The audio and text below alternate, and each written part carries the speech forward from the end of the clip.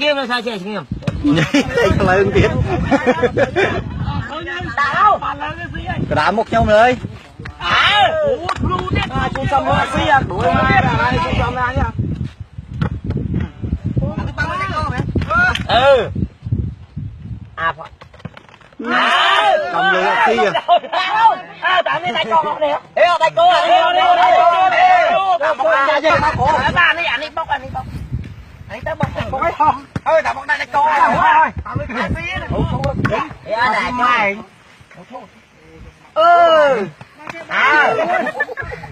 Anh bay cái à. Tay là anh đi xí. Chia đâu? Bay đâu chia đâu? Anh bay à bị nó bay. Làm hố không chia đây. Bỏ đi dân. Tao bảo bỏ đi dân. Đi.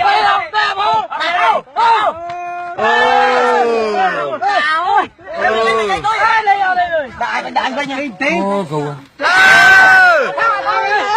Thôi. Hai cao hả? Chứ bạch bao. Phải lên. Bay chứ bò này bay. Mày bay buôn nổi giờ la thật bay không? Tỏ rồi. Anh xem của ba con. Anh cho bay lên sao cái đấy. Xem của ba con. Mà đi. Đây ba con ba. Ủa phim tập bi vậy ta? Con ba. Thông nghe. Đây là Lư Giang đó. Anh ơi. Nè là Lư Giang. Chú mừng đi. Trời ơi.